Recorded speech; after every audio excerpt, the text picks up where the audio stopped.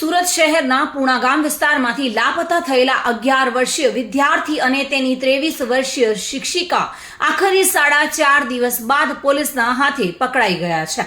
કોઈની નજરમાં ન આવે એમ સુરતથી વડોદરા, અમદાવાદ, જયપુર, દિલ્હી અને વૃંદાવન એમ 2200 કિલોમીટર બસમાં ટ્રાવેલ કર્યું અને બાદમાં અમદાવાદ રવાના થતા સમયે રાજસ્થાન બોર્ડર પાસેથી ચાલુ બસમાં જ પોલીસે શિક્ષિકાને દબોચી લીધી હતી। આ દરમિયાન 2 હોટલમાં રાત્રિ રોકાણ પણ કર્યું હતું અને હાલ બંનેના મેડિકલ ચેકઅપ બાદ પોલીસ આગળની કાર્યવાહી હાથ ધરશે। સુરતના પૂણા પોલીસ સ્ટેશનમાં ગત 25 એપ્રિલના રોજ 11 વર્ષના વિદ્યાર્થીનું અપહરણ અને તેને અભ્યાસ કરાવતી 23 વર્ષીય શિક્ષિકા દ્વારા કર્યા હોવાનું સામે આવ્યું હતું અને તેની ફરિયાદ નોંધાઈ હતી। આ ફરિયાદ બાદ પૂણા પોલીસ દ્વારા અલગ અલગ ટીમો બનાવવામાં આવી હતી અને 11 વર્ષીય વિદ્યાર્થીને લઈને ભાગી ગયેલી શિક્ષિકા માનસી નાઈની શોધખોળ શરૂ કરવામાં આવી હતી।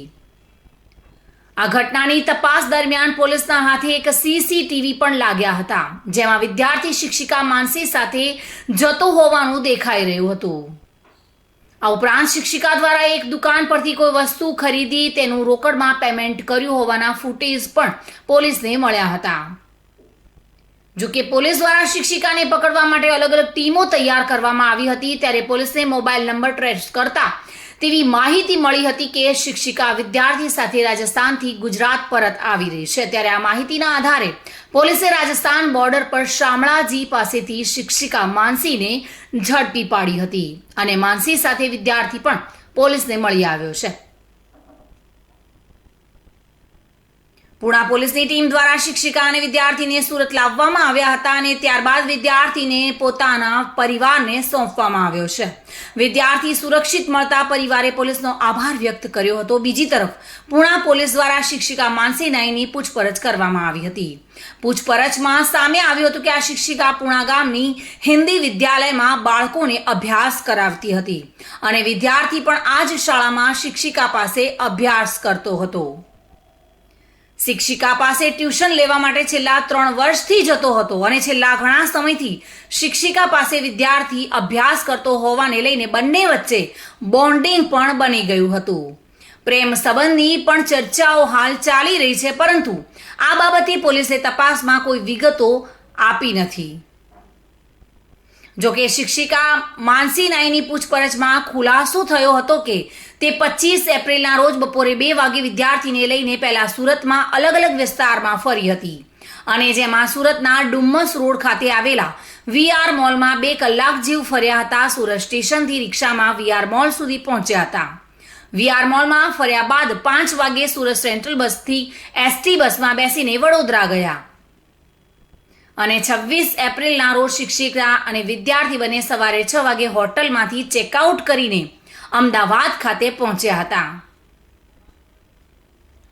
જોકે હાલ આ ચર્ચાનો વિષય બન્યો છે। 11 વર્ષીય વિદ્યાર્થીને ભગાડીને શિક્ષિકા 2200 કિલોમીટર બસમાં ફરી છે। સગીર સાથે વડોદરા, જયપુરની 2 હોટલમાં રાત્રિ રોકાણ કરીને શારીરિક શોષણ કર્યું છે અને જેમાં પોક્સોની કલમનો ઉમેરો કરવામાં આવ્યો છે। સુરત શહેરના પૂણા પોલીસ સ્ટેશન વિસ્તારમાં એક ઘટના બની હતી કે જેમાં એક બેન માનસીબેન કરીને છે, એમને ત્યાં એક સ્ટુડન્ટ તરીકે એક છોકરો આવતો હતો, એમની સાથે એ નીકળી ગયા હતા। આ જે માનસી છે એ 25 તારીખે પૂણા પોલીસ સ્ટેશન વિસ્તારમાં નીકળી ગયા હતા। ત્યારબાદ પોલીસે તપાસ શરૂ કરી હતી। ઘણી બધી તપાસ કરી, ઘણા બધા અમે સીસીટીવી કેમેરાસ ચેક કર્યા, બહુ બધા અમારા હ્યુમન જે રિસોર્સિસ હોય છે, ઇન્ટેલિજન્સ રિસોર્સ, એ લોકોને એક્ટિવેટ કર્યા। આ ઉપરાંત ટેકનિકલ રિસોર્સિસ એક્ટિવેટ કરી અને છેવટે ગઈકાલે એને રાયગઢ પાસેથી અમે મેળવી લીધા હતા। આ જે વ્યક્તિ છે માનસીબેન, એ પોતે ઘરે વારંવાર એમને ઠપકો આપવામાં આવતો હતો।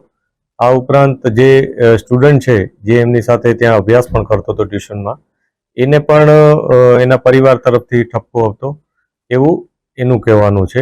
આ બાબતે પોલીસ તપાસ કરી રહી છે। આ લોકો જ્યારે 25 તારીખે અહીંથી નીકળી ગયા ત્યારે પેલા સુરતમાં જ થોડાક આંટા ફેરા માર્યા, ત્યારબાદ ત્યાંથી અમદાવાદ જતા રહ્યા, બીજે દિવસે અમદાવાદ ગયા, અમદાવાદ થોડોક ફર્યા, ત્યાંથી પછી તેઓ દિલ્હી જતા રહ્યા. દિલ્હી જઈ ત્યાં થોડીક વાર બજારમાં ને એમાં એ લોકો ફર્યા હતા અને ત્યારબાદ ત્યાંથી વૃંદાવન જતા રહ્યા હતા. વૃંદાવનથી પાછા એ લોકો જયપુર ગયા. જયપુરમાં રહેવાની માટે ખૂબ શોધખોળ કરી, થોડુંક ફર્યા, પરંતુ જયપુરમાં કોઈ એમને સ્ટેબિલિટી ન મળી એટલે એ લોકો બીજો કોઈ વિસ્તાર પસંદ કરવા આ ગુજરાત તરફ આવતા હતા.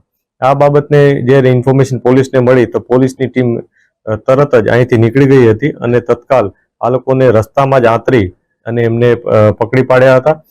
પકડી અને જે બેસિક પૂછપરછ અમે કરી છે, જે માહિતી અત્યારે પોલીસ પાસે છે, એમાં એવું છે કે બંનેને ઘરેથી કંઈ ને કંઈ ઠપકો હતો એ પ્રકારનું એ લોકોએ નિવેદન આપેલ છે. આ બધી વસ્તુ અમે તપાસ કરી રહ્યા છીએ કે ઘરેથી એમને કોઈ પ્રોબ્લેમ હતો કે બીજું કોઈ કારણ હતું. આ બધી બાબતની તપાસ અત્યારે ચાલી રહેલ છે. સુનિલ ગાંજાવાલા સાથે bureau report, today Gujarati news.